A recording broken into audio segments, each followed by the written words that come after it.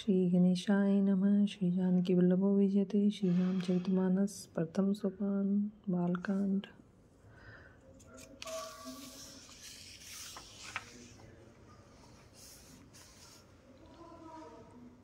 जो नील कमल के समान श्याम वर्ण है, पूर्ण खिले हुए लाल कमल के समान जिनके नेत्र हैं, और जो सदा क्षीर सागर में शयन करते हैं, वे भगवान नारायण मेरे हृदय में निवास करें। जिनका कुंद के पुष्प और चंद्रमा के समान गौर शरीर है, जो पार्वती के प्रियतम और दया के धाम है, और जिनका दीनों पर स्नेह है, वे कामदेव का मर्दन करने वाले शंकर जी मुझ पर कृपा करें। मैं उन गुरु महाराज के चरण कमल की वंदना करता हूँ, जो कृपा के समुद्र उन्नत रूप में श्री हरि का ही हैं, और जिनके वचन महामोह रूपी घने अंधकार के नाश करने के लिए सूर्य किरणों के समूह हैं।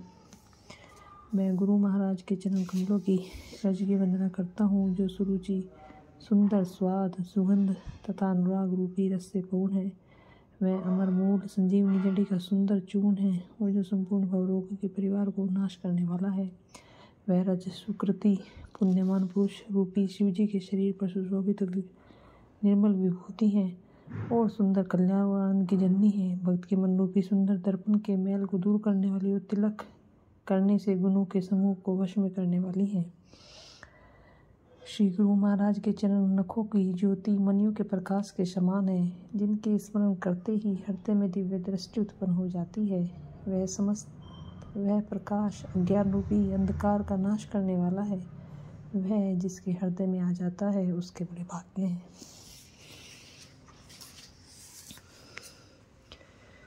उसके हृदय में आते ही हृदय के निर्मल नेत्र खुल जाते हैं, और संसार रूपी रात्रि के दोष दुख मिट जाते हैं। एवं श्री राम चैत्र रूपी मणि और माणिक के गुप्त और प्रकट जहाँ जो जिस खान में है, सब दिखाई पड़ने लगते हैं। जैसे सिद्ध सज्जन को नेत्रों में लगाकर साधक सिद्ध और सुजान पर्वतों वनों और पृथ्वी के अंदर कौतुक से ही बहुत से खाने देखते हैं। श्री गुरु महाराज के चरणों की रज कोमल और सुंदर नयन अमृत अंजन है, जो नेत्रों के दोषों का नाश करने वाला है। उस अंजन से विवेक रूपी नेत्रों को निर्मल करके मैं संसार रूपी बंधन से छुड़ाने वाले श्री राम चरित्र का वर्णन करता हूँ। पहले पृथ्वी के देवता और ब्राह्मणों के चरणों की वंदना करता हूँ, जो अज्ञान से उत्पन्न सब संदेहों को हरने वाले हैं। फिर सब गुणों की खान संत समाज को प्रेम से सुंदर वाणी से प्रणाम करता हूँ। संतों का चैत्र कपास के चैत्र जीवन के समान शुभ है, जिसका फल नीरस विशद और गुणमय होता है। कपास की डोरी नीरस होती है। संत चरित्र में भी विषाद शक्ति नहीं है, इससे वह भी नीरस है। कपास उज्ज्वल होता है। संत का हृदय विज्ञान और पाप रूप अंधकार से रहित होता है, इसलिए वह विशद है। और कपास में गुण तंतु होते हैं। इसी प्रकार संत का चैत्र भी सद्गुणों का भंडार होता है, इसलिए वह गुणमय है।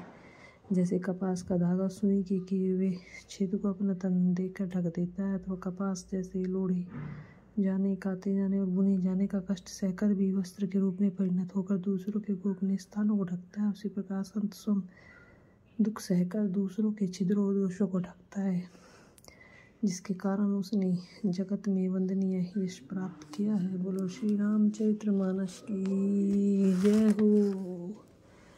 बोलो श्री हनुमान बलि की जय हो। सभी संत जनों की जय हो।